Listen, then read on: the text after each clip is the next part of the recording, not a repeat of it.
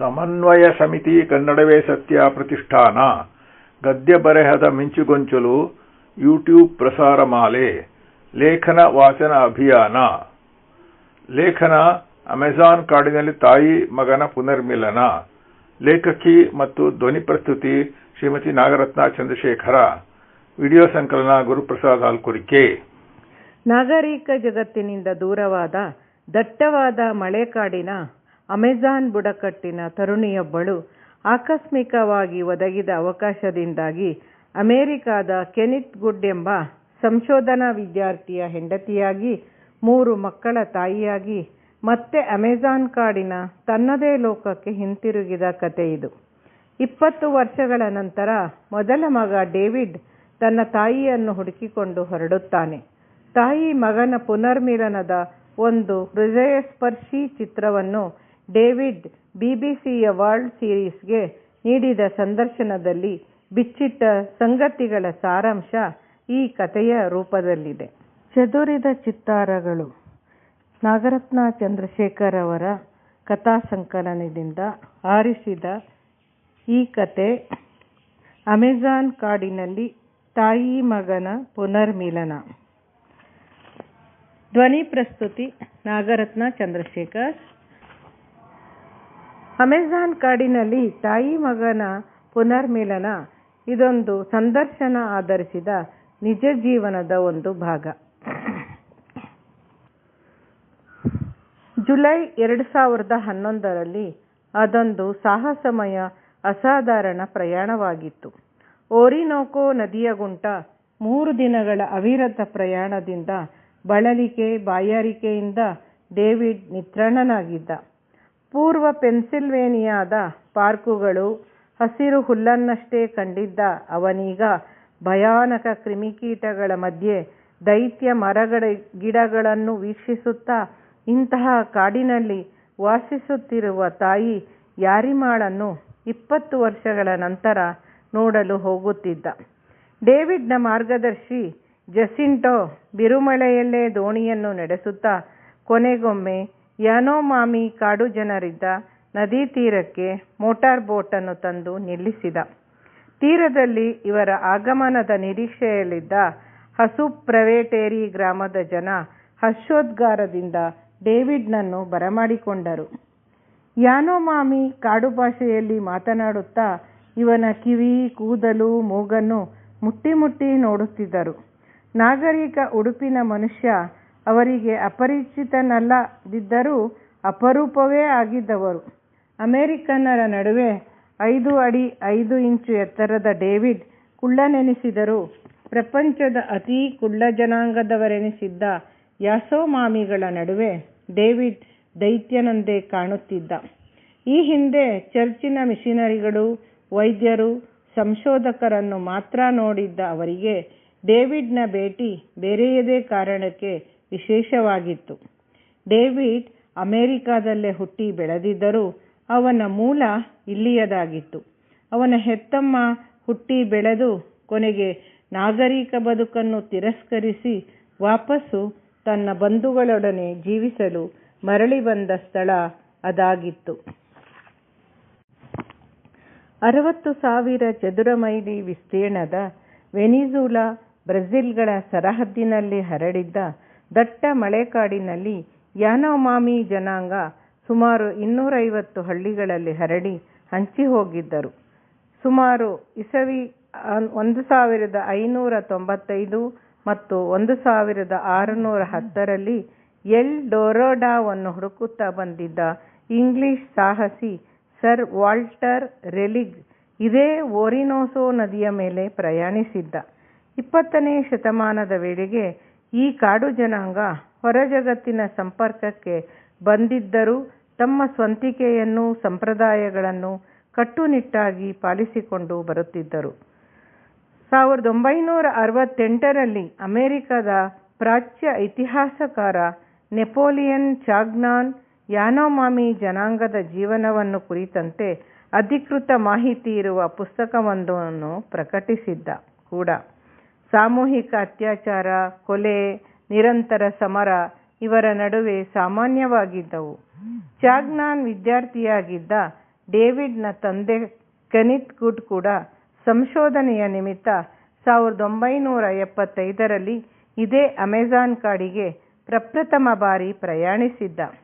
ನದಿ ತೀರದಲ್ಲೇ ಸಣ್ಣ ಗುಡಿಸಲೊಂದನ್ನು ಹಾಕಿಕೊಂಡು 15 ತಿಂಗಳು ಅವನ ಸಂಶೋಧನೆಯನ್ನು ಮುಂದುವರಿಸಲು ತೀರ್ಮಾನಿಸಿದ್ದ. ಹಳ್ಳಿಗಳ ನಡುವೆ ನಿರಂತರ ನಡೆಯುತ್ತಿದ್ದ ಮಾರಣಾಂತಿಕ ಕಲಹ, ಕದನಗಳ ಹಿನ್ನೆಲೆ, ಅವರ ಆಹಾರ ಇವುಗಳ ಬಗ್ಗೆ ಅವನು ಗಮನಹರಿಸಲು ನಿರ್ಧರಿಸಿದ್ದ. ಕ್ರಮೇಣ ಕೆನಿತ್ ಗುಡ್ ಈ ಜನರೊಡನೆ ಬೆರೆತು ಅವರ ಭಾಷೆಯನ್ನು ಕಲಿತ. ಆಹಾರಕ್ಕಾಗಿ ಅವರು ಕಾದಾಡುತ್ತಾರೆ ಎಂಬ ಸಾಮಾನ್ಯ ನಂಬಿಕೆಯನ್ನು ದೂರ ಮಾಡಿ, ಯಾನೋಮಾಮಿ ಜನರು ತಮ್ಮ ಸಂತಾನ ಶಕ್ತಿಯನ್ನು ಊರ್ಜಿಸಿಕೊಂಡು ಶಕ್ತಿವಂತರಾಗಿ ಉಳಿಯಲು ಪೈಪೋಟಿ ನಡೆಸುತ್ತಾರೆ ಎಂಬ ಅರಿವನ್ನು ಕಂಡುಕೊಂಡ. ಅವರು ತಿನ್ನಲು ಬೇಟೆಯಾಡಿ ತರುತ್ತಿದ್ದ ಪ್ರತಿಯೊಂದು ಪ್ರಾಣಿಯನ್ನು ತೂಕ ಮಾಡಿ ಅದರ ಸತ್ವಗಳನ್ನು ಬರೆದಿಟ್ಟುಕೊಳ್ಳುತ್ತಾ ಇದ್ದರೆ ಇವನನ್ನು ನೋಡಿ ಅವರು ಚೇಷ್ಟೆ ಮಾಡಿ ನಗುತ್ತಿದ್ದರು ಕೂಡ. ಇವನನ್ನು ಕಂಡರೆ ಅವರಿಗೆ ವಿಶ್ವಾಸ, ಪ್ರೀತಿ, ನಂಬಿಕೆ ಅದಾಗಲೇ ಮೂಡಿದ್ದರಿಂದ ಬುಡಕಟ್ಟಿನ ನಾಯಕ ಕೆನಿತ್ ಗುಡ್ಡನನ್ನು ತಾವು ವಾಸಿಸುವ ಶಾಪೋನೋ ಎಂದು ಕರೆಯಲಾಗುತ್ತಿದ್ದ ಹಳ್ಳಿಯ ಗುಡಿಸಲುಗಳ ಸಮೂಹಕ್ಕೆ ಆಹ್ವಾನಿಸಿದ್ದ. ಕೆನಿತ್ ಗುಡ್ ಈಗ ಹತ್ತಿರದಿಂದ ಅವರ ಬದುಕನ್ನು ದಿನವೂ ನೋಡುತ್ತಿದ್ದಂತೆ ಜಾಗಾನ್ ಚಿತ್ರಿಸಿರುವಷ್ಟು ಈ ಜನಾಂಗ ಕ್ರೂರಿಗಳಲ್ಲ ಎಂದು ತೀರ್ಮಾನಿಸಿದ. 12 ವರ್ಷಗಳಷ್ಟು ದೀರ್ಘ ಸಮಯ ತಂದೆ ಅಲ್ಲಿ ಬಿಡಾರ ಹೂಡಲು ಇದ್ದ ಆಕರ್ಷಣೆಯ ಬಗ್ಗೆ ಡೇವಿಡ್ ನೀಡಿದ ಮಾಹಿತಿಗಳು ಇನ್ನಷ್ಟು ಕುತೂಹಲಕಾರಿಯಾಗಿವೆ. 1978ರ ವೇಳೆಗೆ ಹಳ್ಳಿಯ ಮುಖ್ಯಸ್ಥ ಕೆನೆತ್ನನ್ನು ಮದುವೆಯಾಗಲು ಒತ್ತಾಯಿಸುತ್ತಾನೆ. ಅವನ ಕಿರಿಯ ತಂಗಿ 12 ವರ್ಷದ ಯಾರಿಮಾಳನ್ನು 35 ವರ್ಷದ ಕೆನೆತ್ ಮದುವೆ ಮಾಡಿಕೊಳ್ಳಲು ಹಿಂಜರಿದರೂ ಹಳ್ಳಿಯ ಜನರ ಒತ್ತಡಕ್ಕೆ ಮಣಿಯಲೇಬೇಕಾಯಿತು. ಯಾನೋಮಾಮಿ ಬುಡಕಟ್ಟಿನಲ್ಲಿ ಬಾಲ್ಯ ವಿವಾಹ, ಬಹುಪತ್ನಿತ್ವ ಇವುಗಳೆಲ್ಲ ಸಾಮಾನ್ಯ, ಸಂಪ್ರದಾಯಬದ್ಧ ಸಂಗತಿಗಳೇ ಆಗಿದ್ದವು. ಯಾರಿಮಾ ಹಾಗೂ ಕೆನೆತ್ ನಡುವೆ ನಿಧಾನವಾಗಿ ಪ್ರೀತಿ ವಿಶ್ವಾಸಗಳು ಬೆಳೆಯತೊಡಗಿದಂತೆ ಅವಳು 15 ವರ್ಷಕ್ಕೆ ಕಾಲಿಡುವಷ್ಟರಲ್ಲಿ ಇಬ್ಬರೊಡನೆ ದೈಹಿಕ ಸಂಪರ್ಕವೂ ಸಾಧ್ಯವಾಗಿ ಬೆಳೆಯತೊಡಗಿದಂತೆ ನಿಜವಾದ ವೈವಾಹಿಕ ಜೀವನ ಪ್ರಾರಂಭಿಸುತ್ತಾರೆ. ಅವಳನ್ನು ಅವನು ಪುಟ್ಟ ಹುಡುಗಿ ಎಂದು ಪ್ರೀತಿಯಿಂದ ಕರೆದರೆ ಯಾರಿಮಾ ಗಂಡನನ್ನು ದೊಡ್ಡ ತಲೆಯವನೆಂದು ಸಂಬೋಧಿಸುತ್ತಿದ್ದಳು. ಅಮೆಜಾನ್ ಕಾಡಿನಲ್ಲಿ ಹೆಚ್ಚು ದಿನಗಳನ್ನು ಕಳೆಯಲು ಅವನಲ್ಲಿದ್ದ ಸೀಮಿತ ಆಹಾರ, ಔಷಧಿ ಹಾಗೂ ಕಾನೂನಿನ ಒಪ್ಪಿಗೆ ಇವುಗಳಿಂದ ಸಾಧ್ಯವಿರಲಿಲ್ಲ. ಎಲ್ಲಕ್ಕೂ ಹೆಚ್ಚಾಗಿ ಅವನ ಸಂಶೋಧನೆಗೆ ಬೇಕಾದ ಹಣ ಸಂಗ್ರಹಿಸಲು ಕೂಡ ಆಗಾಗ ಅವನು ಊರಿಗೆ ಹೋಗುವುದು ಅನಿವಾರ್ಯವಾಗಿತ್ತು. ಅಮೆಜಾನ್ ಕಾಡಿನಲ್ಲಿ ಬೇಟೆಯಾಡುತ್ತಾ ಜೀವಿಸುವುದು ನಾಗರಿಕ ಬದುಕಿನಲ್ಲೇ ಬೆಳೆದಿದ್ದ ಅವನಿಗೆ ಸಾಧ್ಯವೂ ಇರಲಿಲ್ಲ. ಪುಟ್ಟ ಹೆಂಡತಿಯನ್ನು ಒಂಟಿಯಾಗಿ ಬಿಟ್ಟು ಬರುವುದು ಸುರಕ್ಷಿತವಲ್ಲ ಎಂಬ ಅನುಭವವೂ ಅವನಿಗಾಗಿತ್ತು. ಹಿಂದೆ ಒಮ್ಮೆ ಹಾಗೆ ಬಿಟ್ಟು ಬಂದಿದ್ದಾಗ ಅವಳನ್ನು ಅಪಹರಿಸಿ ಕಿವಿ ಕತ್ತರಿಸಿ ಸಾಮೂಹಿಕ ಅತ್ಯಾಚಾರ ಮಾಡಿದ್ದ ಕಹಿ ಘಟನೆ ಇನ್ನೂ ಹಸಿರಾಗಿತ್ತು. ಈ ಸಾರಿ ಹೆಂಡತಿಯನ್ನು ಜೊತೆಗೆ ಕರೆದೊಯ್ಯಲು ತೀರ್ಮಾನಿಸಿದ್ದ. ಅವಳ ಕಿವಿಯನ್ನು ಹೊಲೆಸಲು ಸಮೀಪದ ಪಟ್ಟಣಕ್ಕೂ ಕರೆದೊಯ್ದ. ಅದು ಅಮೆಜಾನ್ ಕಾಡಿನಿಂದ ಪ್ರಥಮ ಬಾರಿ ಹೊರ ಪ್ರಪಂಚಕ್ಕೆ ಬಂದ ಅನುಭವ ಯಾರಿಮಾಳದು. ಕಾರು, ಮನೆ, ಪೊಲೀಸ್ ಇವರೆಲ್ಲ ಭಯ ಹುಟ್ಟಿಸುವಷ್ಟು ಅವಳಿಗೆ ಅಪರಿಚಿತವಾಗಿತ್ತು. ಹೋಟೆಲ್ನಲ್ಲಿ ಉಳಿದುಕೊಂಡಾಗ ಪ್ರಥಮ ಬಾರಿ ಕನ್ನಡಿ ನೋಡಿ ಭಯದಿಂದ ಮಂಚದ ಹಿಂದೆ ಅಡಗಿಕೊಂಡಿದ್ದಳು. ಕೊನೆಗೆ ಕನ್ನಡಿಯನ್ನು ಬಟ್ಟೆಯಿಂದ ಮುಚ್ಚಿದ ಮೇಲಷ್ಟೇ ಅವಳು ಹೊರಗೆ ಬಂದಿದ್ದಳು. ಬಿಳಿಯ ಜನರ ಮ್ಯಾಜಿಕ್ ಎಂದು ಕರೆಯುತ್ತಿದ್ದ ಎಲಿವೇಟರ್ ಅನ್ನು ಅವಳು ನಿಬ್ಬೆರಗಾಗಿ ನೋಡುತ್ತಾ ನಿಲ್ಲುತ್ತಿದ್ದಳು. ದಿನ ಕಳೆದಂತೆ ನಾಗರಿಕ ಬದುಕಿಗೆ ಮೆಲ್ಲನೆ ಮೈಚಳಿ ಬಿಟ್ಟು ತೆರೆದುಕೊಳ್ಳತೊಡಗಿದ್ದು, ಕಾರು, ಮೋಟಾರ್ ಬೈಕು, ವಿಮಾನಗಳಲ್ಲಿ ಪ್ರಯಾಣಿಸುವುದು ಈಗ ಹಿತಕರವೆನಿಸುವಷ್ಟು ಅವಳು ಹೊಂದಿಕೊಂಡಳು. ಉಳಿದಂತೆ ಅವಳ ಹಳೆಯ ಅಭ್ಯಾಸಗಳಿಂದ ಹೊರಬರುವುದು ಅವಳಿಂದ ಕೊನೆಯವರೆಗೂ ಸಾಧ್ಯವಾಗಲಿಲ್ಲ. ಬೇಟೆ ಮಾಡಿ ಮಾತ್ರ ತಿನ್ನಬೇಕಾಗಿದ್ದ ಆಹಾರಗಳು ಅಮೆರಿಕದ ಮಾಲ್ಗಳಲ್ಲಿ, ರೆಸ್ಟೋರೆಂಟ್ಗಳಲ್ಲಿ ಸಿದ್ಧ ಆಹಾರವಾಗಿ ಬೇಡಿದಾಗಲೆಲ್ಲ ಬೇಕಾದಾಗಲೆಲ್ಲ ಸಿಗುತ್ತಿದ್ದನ್ನು ಕಂಡು ಅವಳಿಗೆ ಸಂತೋಷವಾಗುತ್ತಿದ್ದು, ಆದರೆ ಆಹಾರವನ್ನು ತಿರಸ್ಕರಿಸುವುದಾಗಲಿ ಪೋಲು ಮಾಡುವುದಾಗಲಿ ಅವಳಿಗೆ ನೋವುಂಟು ಮಾಡುತ್ತಿತ್ತು. ಅವರ ದಾಂಪತ್ಯ ಜೀವನ ಪ್ರಾರಂಭವಾದ 4 ವರ್ಷಗಳ ಬಳಿಕ ವಿವಾಹದ 8 ವರ್ಷಗಳ ನಂತರ 1980ರಲ್ಲಿ ನ್ಯೂಯಾರ್ಕ್ ನಗರದಲ್ಲಿ ಕೆನೆತ್ ಮತ್ತು ಯಾರಿಮಾ ನೆಲೆಸಲು ನಿರ್ಧರಿಸುತ್ತಾರೆ. ಇವರ ಮೊದಲ ಮಗ ಡೇವಿಡ್ ಹುಟ್ಟುವ 9 ದಿನಕ್ಕೆ ಮುಂಚೆ ಕಾನೂನಿನ ಪ್ರಕಾರ ಇವರಿಬ್ಬರು ವಿವಾಹ ನೋಂದಣಿ ಮಾಡಿಕೊಳ್ಳುತ್ತಾರೆ.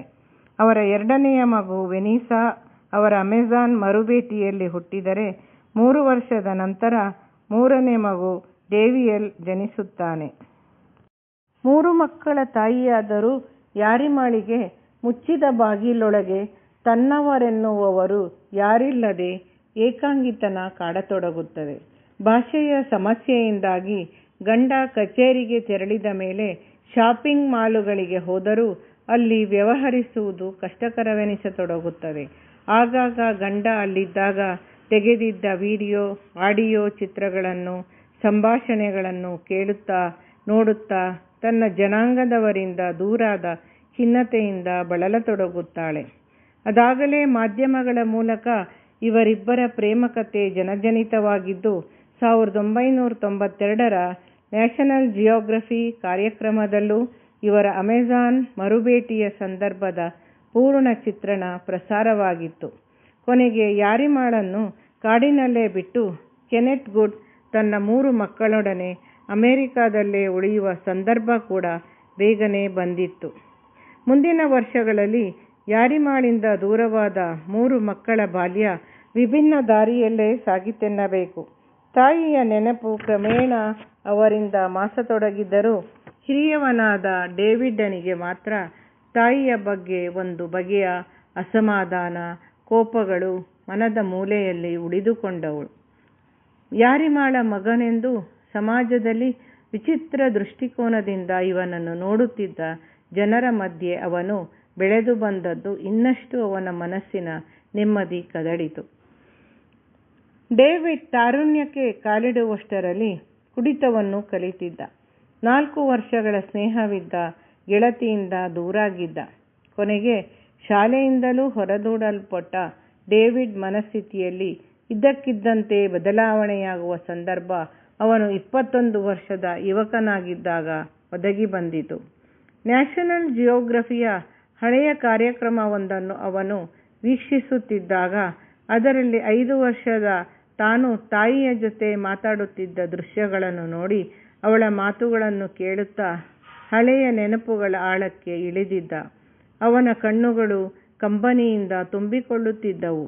ಇದುವರೆಗೂ ಮನಸ್ಸಿನ ಯಾವುದೋ ಮೂಲೆಗೆ ದೂಡಲ್ಪಟ್ಟಿದ್ದ ತಾಯಿಯ ವಾತ್ಸಲ್ಯದ ಹಾತೊರೆಯುವಿಕೆ ಒಮ್ಮೆಲೇ ಮುನ್ನುಗ್ಗಿದಂತಾಗಿತ್ತು. ತಂದೆಯ ಡೈರಿಯನ್ನು ಹೆಚ್ಚಿನ ಮಾಹಿತಿಗಾಗಿ ಹುಡುಕಾಡಿ ಓದತೊಡಗಿದ. ಯಾನೋಮಿ ಸಂಸ್ಕೃತಿಯನ್ನು ಅಭ್ಯಾಸ ಮಾಡತೊಡಗಿದ. ಗೆಡ್ಡೆ ಗೆಣಸು, ಹುಳ ಹುಪ್ಪಟೆಗಳನ್ನು ತಿಂದು ಬೇಟೆಯಾಡಿ ಜೀವಿಸುವ ಕಾಡು ಜನಾಂಗದ ಸಂಸ್ಕೃತಿಯಲ್ಲಿ ಬೆಳೆದ ತನ್ನ ತಾಯಿ ಯಾರಿಮಾ ಬಟ್ಟೆಗಳನ್ನೇ ತೊಡದ ನಗ್ನತೆಯನ್ನೇ ಅಪ್ಪಿಕೊಂಡ ಜನರಲ್ಲಿ ಒಬ್ಬಳಾಗಿದ್ದವಳು. ನಾಗರಿಕ ಬದುಕಿನಲ್ಲಿ ಎಷ್ಟು ಕಷ್ಟಪಟ್ಟಿರಬಹುದು ಎಂಬ ಊಹೆ ಈಗ ಅವನಿಗೆ ಬಂದಿತ್ತು. ತಾಯಿಯ ಅಂತರಂಗದ ಸ್ವಲ್ಪ ಭಾಗವಾದರೂ ಅರ್ಥವಾದಂತೆನಿಸಿ ನಿಟ್ಟುಸಿರು ಬಿಟ್ಟ. ಅವಳು ತಮ್ಮನ್ನು ಬಿಟ್ಟು ಹೋಗಿದ್ದರಲ್ಲಿ ಅಪರಾಧ, ಆಶ್ಚರ್ಯವೊಂದು ಇಲ್ಲ ಎನಿಸಿತು. 2009ರಲ್ಲಿ ತಾಯಿಯ ಬಗ್ಗೆ ಹೆಚ್ಚಿನ ವಿವರಗಳಿಗಾಗಿ ತಂದೆ ಕೆನಿತ್ನನ್ನು ಡೇವಿಡ್ ಒತ್ತಾಯಿಸತೊಡಗಿದ. ತಂದೆ ಕೊನೆಗೆ ಪ್ರಾಚೀನ ಇತಿಹಾಸ ತಜ್ಞ ಒರೆನ್ಸಿಯ ಕ್ಯಾಬೆರೊಲೊರನ್ನು ಪರಿಚಯಿಸುತ್ತಾನೆ. ಅವಳು 1990ರಿಂದ 2001ರಲ್ಲಿ ಯಾರಿಮಾಳನ್ನು ಭೇಟಿ ಮಾಡಿದ್ದು, ಆ ನಂತರ ಅವಳನ್ನು ಸಂಪರ್ಕಿಸಿಲ್ಲ ಎಂದು ತಿಳಿಸುತ್ತಾಳೆ. ಡೇವಿಡ್ಗೆ ತಾಯಿಯ ಬಗ್ಗೆ ಇದ್ದ ಆಸಕ್ತಿಯನ್ನು ಗಮನಿಸಿ ಅವನಿಗೆ ಸಹಾಯ ಮಾಡುವುದಾಗಿ ಭರವಸೆ ತುಂಬುತ್ತಾಳೆ. ಅವಳ ಮುಂದಿನ ಸಂಶೋಧನೆಯ ಸಮಯದಲ್ಲಿ ಒಂದು ತುರ್ತು ಭೇಟಿಯನ್ನು ನೀಡಿ ಯಾರಿಮಾಳಿದ್ದ ಸ್ಥಳವನ್ನು ಪತ್ತೆ ಹಚ್ಚುತ್ತಾಳೆ. ಅವಳೀಗ ಹಾಸುಪುಟೇರಿ ಕುಟುಂಬದಿಂದ ಬೇರೆಯಾಗಿ ಇರೊಕೈಟೇರಿಗಳ ಜೊತೆ ವಾಸಿಸುತ್ತಿದ್ದಳು. ಅವಳಿಗೆ ಮಗನನ್ನು ಮತ್ತೆ ಭೇಟಿಯಾಗುವ ಬಯಕೆಗೆ ಅಪ್ಪಣೆ ಪಡೆದುಕೊಂಡು ಬರುತ್ತಾಳೆ. ಅಮೆಜಾನ್ ಕಾಡು ಪ್ರವೇಶ ಪೂರ್ವ ಅಪ್ಪಣೆ ಚೀಟಿಗಳಿಲ್ಲದೆ ನಿಷಿದ್ಧವಾಗಿದ್ದು, ಕಾನೂನಿನ ಪ್ರಕಾರ ಎಲ್ಲವೂ ಯೋಜಿಸಿ ಕೈಗೊಳ್ಳಬೇಕಿತ್ತು. ಡೇವಿಡ್ ಅದರಂತೆ ತಂದೆ ಕೊಟ್ಟ ವಿವರ, ನ್ಯಾಷನಲ್ ಜಿಯಾಗ್ರಫಿ ಸಂದರ್ಶನದ ವಿಡಿಯೋ, ವೆನಿಜುಲಾದ ಪಾಸ್ಪೋರ್ಟ್ ಹಾಗೂ ತಂದೆ ನೀಡಿದ ಹಣದ ಸಹಾಯದಿಂದ ದೀರ್ಘ ಪ್ರಯಾಣಕ್ಕೆ ಸಜ್ಜಾದ. ತಮ್ಮ ತಂಗಿಯರಿಗೆ ಈಗಾಗಲೇ ತಾಯಿ ಮರೆತು ಹೋಗಿದ್ದ ನೆನಪು ಮಾತ್ರ. ಅವರು ಅಷ್ಟೇನೂ ಆಸಕ್ತಿಯನ್ನು ತೋರಿಸಲಿಲ್ಲ. ತಂದೆಗೆ 70 ವರ್ಷವಾಗಿದ್ದು ಮತ್ತೊಮ್ಮೆ ಕಷ್ಟಕರವಾದ ಪ್ರಯಾಣ ಅಸಾಧ್ಯವೆನಿಸಿತ್ತು. ಮಗನಿಗೆ ಸಾಕಷ್ಟು ಹಣ ಹಾಗೂ ಉಡುಗೊರೆಗಳನ್ನಿತ್ತು ಬೀಳ್ಕೊಟ್ಟಿದ್ದರು. ಯಾ ಓಹಿ ಅಂದರೆ ನಾನು ಹಸಿದಿರುವೆ, ಯಾ ಬಸ್ ಶಿ ಶಿಟಿ ನನ್ನ ಕುಂಡೆ ಉರಿಯುತ್ತಿದೆ. ಈ 2 ಪದಗಳನ್ನು ಬಿಟ್ಟರೆ ಡೇವಿಡ್ನಿಗೆ ಬೇರ್ಯಾವುದೇ ಯಾನೋಮಾಮಿ ಭಾಷೆ ಗೊತ್ತಿರಲಿಲ್ಲ. ಡೇವಿಡ್ ದೋಣಿಯಿಂದ ಇಳಿಯುತ್ತಿದ್ದಂತೆ ಯಾನೋಮಾಮಿ ಜನಾಂಗದ ಮಧ್ಯೆ ತಾಯಿಯನ್ನು ಹುಡುಕಲಾರಂಭಿಸಿದ್ದ. ಆದರೆ ಅವನು ಅವಳನ್ನು ಭೇಟಿ ಮಾಡಲು 3 ಗಂಟೆ ಕಾಯಬೇಕಾಯಿತು. ಗೆಡ್ಡೆ ಗೆಣಸುಗಳನ್ನು ಆರಿಸಿ ತಲೆಯ ಬುಟ್ಟಿಯಲ್ಲಿಟ್ಟುಕೊಂಡಿದ್ದ ಯಾರಿಮಾ ಮಗನನ್ನು ಕಂಡೊಡನೆ ಬುಟ್ಟಿಯನ್ನು ಬಿಸಾಡಿ ಓಡುತ್ತಾ ಅವನ ಬಳಿ ಬಂದಿದ್ದಳು. 20 ವರ್ಷಗಳ ನಂತರದ ಈ ಪುನರ್ಮಿಲನದ ಚಿತ್ರ ಅಲ್ಲಿ ನೋಡುತ್ತಾ ನಿಂತವರ ಕಣ್ಣುಗಳನ್ನು ಒದ್ದೆಯಾಗಿಸಿತ್ತು. ಅಮೆಜಾನ್ ಸಂಸ್ಕೃತಿಯಲ್ಲಿ ಪಾಶ್ಚಾತ್ಯರಂತೆ ಆಲಿಂಗನ, ಮುದ್ದಿಸುವುದು ನಿಷೇಧನ ಎಂದು ತಿಳಿದುಕೊಂಡ ಡೇವಿಡ್ ಕಷ್ಟಪಟ್ಟು ತನ್ನ ಭಾವನೆಗಳನ್ನು ನಿಯಂತ್ರಿಸಿಕೊಂಡು ಅವಳ ಭುಜದ ಮೇಲೆ ಕೈಯಿಟ್ಟು ಅವಳು ಉದ್ವೇಗದಿಂದ ಕಂಪಿಸುತ್ತಾ ಕೂಡಲೇ ಅಳಲು ಪ್ರಾರಂಭಿಸಿದಳು. ಡೇವಿಡ್ನಿಗೆ ಹಳೆಯ ನೆನಪುಗಳು ಉಕ್ಕಿ ಬಂದಿದ್ದವು. ಮಾತಿಗಿಂತ ಮೌನವೇ ಎಲ್ಲಕ್ಕೂ ಉತ್ತರವಾಗಿತ್ತು. ಯಾರಿಮಾ ಉಳಿದ ಮಕ್ಕಳು ಗಂಡನ ಬಗ್ಗೆ ದುಭಾಷಿಯ ಮೂಲಕ ತಿಳಿದುಕೊಳ್ಳುತ್ತಾಳೆ. ಅಲ್ಲಿ ಯಾರಿಮಾಳ ಸೋದರ ಅಂದರೆ ಡೇವಿಡ್ನ ಸೋದರಮಾವನೊಡನೆಯೂ ಭೇಟಿಯಾಗುತ್ತದೆ. ಅವರೆಲ್ಲ ಡೇವಿಡ್ ಮುಂದೆ ತಮ್ಮ ಜೊತೆಯೇ ಉಳಿಯುತ್ತಾನೆಂದು ನಿರ್ಧರಿಸಿ ಬಿಟ್ಟಿರುವುದು ಕ್ರಮೇಣ ಡೇವಿಡ್ನ ಅರಿವಿಗೆ ಬರುತ್ತದೆ. ತಾಯಿ ತನ್ನೊಡನೆ 2 ಎಳೆಯ ಪ್ರಾಯದ ಹುಡುಗಿಯರನ್ನು ಕರೆತಂದಿದ್ದು ಮಗ ಅವರನ್ನು ಮದುವೆಯಾಗಿ ಸಂಸಾರ ಹೂಡಿ ಮಕ್ಕಳನ್ನು ಪಡೆಯಲು ಇಚ್ಛಿಸುತ್ತಾಳೆ. ಡೇವಿಡ್ನಿಗೆ ಯಾವುದೇ ಕಾರಣಕ್ಕೂ ಆ ಕಾಡಿನಲ್ಲಿ ತಂದೆಯಂತೆ ಸಂಸಾರ ಹೂಡಲು ಇಷ್ಟವಿರಲಿಲ್ಲ. ಅವನು ಬಂದ ಉದ್ದೇಶವೂ ಅದಾಗಿರಲಿಲ್ಲ. ಈಗ ಬಂದ ಸಂಕಷ್ಟದಿಂದ ತಪ್ಪಿಸಿಕೊಳ್ಳಲು ತನಗೀಗಾಗಲೇ ಮದುವೆಯಾಗಿ ಹೆಂಡತಿ ಊರಲ್ಲಿ ಕಾಯುತ್ತಿದ್ದಾಳೆಂದು ಸುಳ್ಳು ಹೇಳಿ ಅವರಿಂದ ತಪ್ಪಿಸಿಕೊಳ್ಳಲು ಪ್ರಯತ್ನಿಸಿದ. ಆದರೂ ಯಾನೋಮಾಮಿಯ ಜನ ಅವನನ್ನು ಸುಲಭದಲ್ಲಿ ಬಿಟ್ಟುಕೊಡದೆ ಚೇಷ್ಟೆ ತಮಾಷೆ ಮಾಡಿ ಮೋಜು ಪಡೆಯುತ್ತಿದ್ದರು. ಅವನು ತಂದಿದ್ದ ನಗರದ ಕೆಲವು ಆಹಾರ ಪೊಟ್ಟಣಗಳು ಹಾಗೂ ಬಟ್ಟೆ ಬರಿಗಳಿಂದ ಅವರು ತುಂಬಾ ಸಂಪ್ರೀತರಾಗಿದ್ದರು ಕೂಡ. ಒಮ್ಮೆ ಮಿಷನರಿಗಳಿದ್ದ ಜಾಗಕ್ಕೆ ತಾಯಿಯೊಡನೆ ಹೋಗಿ ಅಲ್ಲಿ ತಂದೆಯ ಜೊತೆ ವಿಡಿಯೋ ಸಂಪರ್ಕ ಏರ್ಪಡಿಸಿದ. ತಂದೆ ತಾಯಿ ಎಷ್ಟೋ ವರ್ಷಗಳ ಮೇಲೆ ನೋಡುತ್ತಾ ಒಬ್ಬರಿಗೊಬ್ಬರು ಮಾತಾಡುತ್ತಾ ಮೈಮರೆಯುವುದನ್ನು ಕಂಡು ಡೇವಿಡ್ನಿಗೆ ತೃಪ್ತಿಯೂ ಆಯಿತು. 40 ಹರೆಯದ ಯಾರಿಮಾ ಇನ್ನೂ ಚಿಮ್ಮುವ ಉತ್ಸಾಹದಿಂದ ಚೆಲುವೆಯೂ ಆಗಿ ಉಳಿದದ್ದನ್ನು ಕಂಡು ಕೆನೆತ್ತನಿಗೆ ಆಶ್ಚರ್ಯ, ಆನಂದವಾದರೆ ಬೋಳುತಲೆಯ ವಯಸ್ಸಾದ ಗಂಡನನ್ನು ಕಂಡು ಅವಳು ಭಯಪಟ್ಟು, ನೀನು ಎಷ್ಟೊಂದು ಮುದುಕನಾಗಿ ಕಾಣುತ್ತೀ ಎಂದು ಉದ್ಗರಿಸಿದ್ದಳು. ಕೂಡಲೇ ಕೆನೆತ್ ತಲೆಗೆ ಕ್ಯಾಪ್ ಹಾಕಿಕೊಂಡು ಸಂಭಾಷಣೆ ಮುಂದುವರಿಸುತ್ತಾನೆ. ಮಗನನ್ನು ಮದುವೆಯಾಗಿ ಇಲ್ಲೇ ಇರಲು ಹೇಳು ಎಂದು ಗಂಡನಿಗೆ ಒತ್ತಾಯ ಕೂಡ ಮಾಡುತ್ತಾಳೆ. ಡೇವಿಡ್ ಅಮೆಜಾನಿನಲ್ಲಿ ಕಳೆದ 3 ತಿಂಗಳಲ್ಲಿ ಒಟ್ಟು 4 ಸಾರಿ ತಾಯಿಯನ್ನು ಆಗಾಗ ಭೇಟಿ ಮಾಡುತ್ತಾ ಉಳಿದಂತೆ ಸುತ್ತಲಿನ ಪರಿಸರವನ್ನು ಜನಜೀವನವನ್ನು ಅಭ್ಯಾಸ ಮಾಡುತ್ತಾ ಕಾಲ ಕಳೆದ. ಕೊನೆಗೆ ಅವನು ಹೊರಡುವ ದಿನ ಬಂದಾಗ ತಾಯಿ ಭಾವೋದ್ವೇಗದಿಂದ ದುಃಖತಪ್ತಳಾಗಿ ಅಳತೊಡಗಿದ್ದಳು. ಅವಳ ಭರವಸೆಯನ್ನು ಸುಳ್ಳಾಗಿಸಿ ಮಗ ಊರಿಗೆ ಹಿಂತಿರುಗುತ್ತಿದ್ದುದಕ್ಕೆ ಅವಳಿಗೆ ನೋವಾಗಿತ್ತು. ಮತ್ತೆ ಬರುವೆನೆಂದು ಹೇಳಿ ಡೇವಿಡ್ ತಾಯಿಯನ್ನು ಸಾಂತ್ವನಗೊಳಿಸಿ ಅಲ್ಲಿಂದ ನಿರ್ಗಮಿಸಿದ. ಯಾರಿಮಾ ಮತ್ತೆ ನಾಗರಿಕ ಜಗತ್ತಿಗೆ ಪ್ರವೇಶಿಸುವುದೋ, ಡೇವಿಡ್ ಮತ್ತೆ ಕಾಡಿನಲ್ಲಿ ಹೋಗಿ ನೆಲೆಸುವುದು ಸಾಧ್ಯವಾಗುವುದೋ ಇಲ್ಲವೋ ಎಂಬ ಪ್ರಶ್ನೆಗೆ ಡೇವಿಡ್ ಮಾತ್ರ ಉತ್ತರಿಸಬಲ್ಲ. 3 ಮಕ್ಕಳನ್ನು ಹೆತ್ತು ನಾಗರಿಕ ಜಗತ್ತಿಗೆ ಅರ್ಪಿಸಿ ಮತ್ತೆ ತನ್ನ ಮೂಲ ನೆಲೆಯ ಆಕರ್ಷಣೆಯನ್ನು ತಪ್ಪಿಸಿಕೊಳ್ಳಲಾರದೆ ಅಮೆಜಾನ್ ಕಾಡಿಗೆ ಮರಳಿದ ಯಾರಿಮಾ ಜಗತ್ತಿಗೆ ಮಾದರಿಯ ತಾಯಿ ಎನಿಸದಿದ್ದರೂ ಡೇವಿಡ್ನ ಪಾಲಿಗೆ ಮಾತ್ರ ಅವಳು ಯಾವತ್ತಿಗೂ ಹೆತ್ತಮ್ಮ. ಸಂಸ್ಕೃತಿಗಳು ವಿಭಿನ್ನವಾದರೂ ರಕ್ತ ಸಂಬಂಧಗಳು ಅವುಗಳಿಗೆ ಸೇತುವೆಯಾಗಬಲ್ಲವು ಅಲ್ಲವೇ? ನಮಸ್ಕಾರ.